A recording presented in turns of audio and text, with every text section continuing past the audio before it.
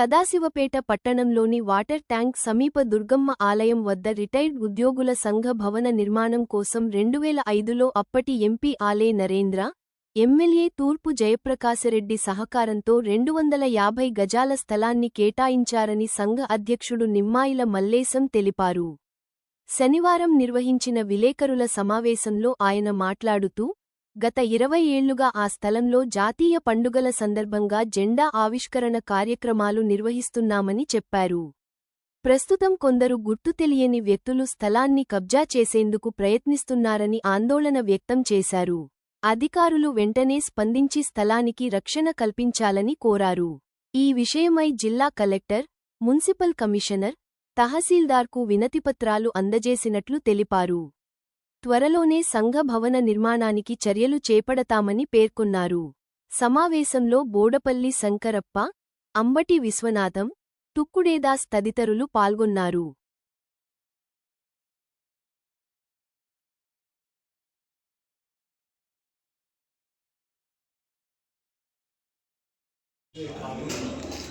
అన్ని డిపార్ట్మెంట్లకు సంబంధించి ఎవరైతే రిటైర్ అవుతారో వాళ్ళందరికీ సంబంధించినటువంటి సంఘం ఇది.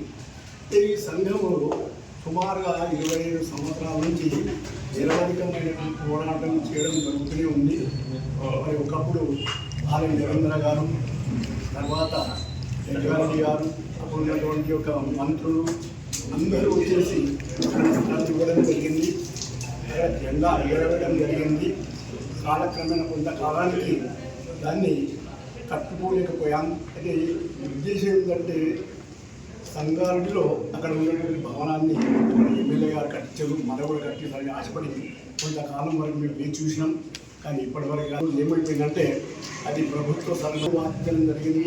మరి నిన్న మూడు దినం చూసేవరకల్లా ఆ బోర్డు కూడా అక్కడి నుంచి మాయమైపోయింది. దీనిపై దృష్టి తీసుకుపోయినాం.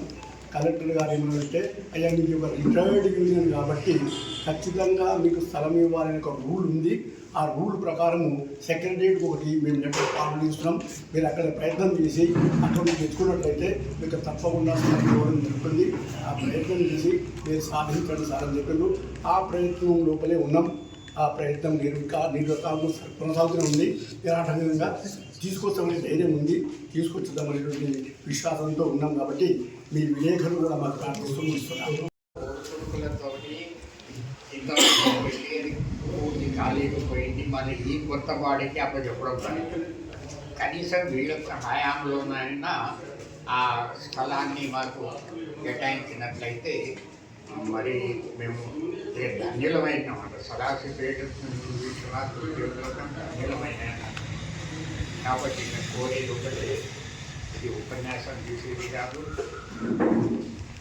దీని కార్యక్రమాన్ని గురించి మేము చెప్పాలంటే 2 గంటలు పడుతుంది. అంత కార్యక్రమం చేసినాం. చేస్తే ఏమైంది, ఏ విషయం చెప్పినా కూడా పూర్వ అధికారుల మీద షికాయత్ చేసినట్టున్నాయి.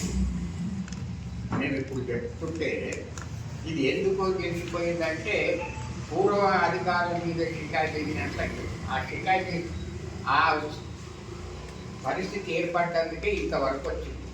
కాబట్టి మీ విలేకరులతో ఒకటే మనవి ఏంటంటే మీరు అందరు కలిసి మాకు విశ్రాంత ఉద్యోగులకు సహకరించాలి కోరుకుంటూ వాళ్ళు ఈ ప్లేస్ కూడా ఉన్నదా అని చెప్పేసి లెటర్ ఇచ్చినాం. నేను పంపిస్తాను, కలెక్టర్ పంపారు. తర్వాత మళ్ళీ మున్సిపల్ చైర్మన్ గారికి ఇచ్చినాం. మున్సిపల్ చైర్మన్ గారు కమిషనర్ గారు పెట్టమంటే లోకల్లో ఉన్న మనదే ఉపాధ్యాయులు చదువుకున్నటువంటి కొందరు వాళ్ళ పేర్లు మేము చెప్పదలుచుకోలేదు. వాళ్ళు కొంచెం అడ్డుదలుపుతున్నట్టు అనిపిస్తే జగ్గారెడ్డి గారి దగ్గరికి వెళ్ళి మేము వాళ్ళ సమన్వయం ఉన్నప్పుడు కూడా అయ్యా ఇది మీరు కాదు వీళ్ళకి ఇచ్చేయాలని చెప్పేసి జగ్గారెడ్డి గారు కలెక్టర్కి ఫోన్ చేసిండ్రు. తెల్లారే కలెక్టర్ గారికి ఇస్తే ఆమె డైరెక్ట్ మీ జీవో ప్రకారం మీకు ఇది అందుతుంది, మీకు తప్పకుండా ఇది లాభం అవుతుందని చెప్తే మేము సంతోషించి ఫైల్ మూమెంట్ చేసినాం. మూమెంట్లో ఉంది. అది 8-10 రోజులలో అది అందే అవకాశం ఉంది. అంత లోపల ఆ స్థలంలో ఉన్న బోర్డును తీసేసింది. ఎవరు తీసేసారో ఇక సదాశివపేటలో గతంలో జరుగుతున్నటువంటి భూ కబ్జాలు అనేటువంటిది మీకు తెలిసినంత మాకేం తెలియదు. మేమంతా ఉద్యోగాలు తీసుకొని ఇంటికాడ కూర్చుంటాం. కాబట్టి ఎవరో దీన్ని కబ్జా చేసే ప్రయత్నంలో నిన్ననే ఉదయం నిలవగానే నేను అందరిని పిలిపించేసి మన రాముని పిలిపించేసి రాము సార్ అందరిని పిలువంటే ఇమీడియట్లీ మీ అందరిని ఫోన్లు చేసి పిలిపిస్తున్నాం. మీరంతా యాప్ చేసి మీ అందరి ఫోన్ నెంబర్తో పాటు ఇక్కడ అతికిచ్చేసి తర్వాత మేము వచ్చినాక తర్వాత ఏం చేస్తున్నాం అంటే హెల్త్ క్యాంప్స్ కూడా కండక్ట్ చేయబోతున్నాం. మన ఆర్తో మేము మా ఏజ్ హెల్త్కి ఏముంటుంది, మొక్కల నొప్పులు కాళ్ళకు ఎక్కువ ఉంటాయి కాబట్టి ఆర్తో క్యాంప్ ప్రతి నెల ఒక ప్రోగ్రామ్ ఇప్పటివరకు చేసుకుంటూ వచ్చినాం. ఎండాకాలంలో ఆగినాం. ఎస్ఎస్సి విద్యార్థులకు కూడా ఆఫ్టర్ ఎస్ఎస్సి కార్యక్రమం 450 మంది విద్యార్థులకు మన పిట్ల రాజు గారు చూసిన ప్రోగ్రామ్ అంతా అటువంటి ప్రోగ్రామ్ బాగా చేయడం జరిగింది సంగారెడ్డిలో కూడా. అయితే ఇప్పుడు సిఐ గారు కూడా చెప్పినమాట నెక్స్ట్ డిఎస్పీని కలెక్టర్ గారిని కూడా బాగా డిగ్రీ పిల్లలతో మీటింగ్ పెట్టమన్నాడు. డిగ్రీ కాలేజ్ ప్రిన్సిపాల్ కలిసినాం. నెక్స్ట్ ఈ సంవత్సరంలో ఈ జూలై చివరి లోపల ఎందుకంటే మాకు బాధపడుతుంది ఏంటంటే ప్రతి వీధిలో మీరు 15 రోజులకు ఒకసారి చూడండి 35 పిల్లలు ఫోటో కనపడారు చనిపోయింది. అంటే రేపటి సమాజంలో యువకులు అయిన తర్వాత మేము రిటైర్మెంట్ ఇంకెందుకు అనేటువంటి ఆలోచన కూడా మా అందరితో ఒకసారి వచ్చింది. అందరు సభ్యులు మాట్లాడితే ఎట్లా చేద్దాం దీన్ని అని ఎస్ఎస్సి వాళ్ళకి పెట్టినాం, ఫస్ట్ ఇంటర్మీడియట్ పెడతాం, డిగ్రీ వాళ్ళకి పెడతాం. అంటే ఇటువంటి ఆలోచన మాకు ఆ కార్యాలయం ఉండాలి. తీస్తే ఈ ఫైల్ దొరికింది, ఫైల్ తోటి మూమెంట్ అయినాం. కాబట్టి మీరు ఒకటి మాకు అక్కడ సంఘ భవనానికి సహకారం చేస్తే మీ శక్తి చాలా గొప్పది. విలేకరులకు ఉన్న శక్తి ఈరోజు అధికారులకు కూడా ఉండదు. అధికారులకు ఉండదు, అధికారం చెలాయించే వాళ్ళకు కూడా ఉండదు వాస్తవంగా చెప్తారు. ఎందుకంటే నా క్లాస్మేట్ దిలీప్ రెడ్డి గారు ఎవరైతే కమిషనర్ ఏర్పడ్డాడో ఆయన విలేకరిగా ఉండి కమిషనర్గా అయ్యాడు.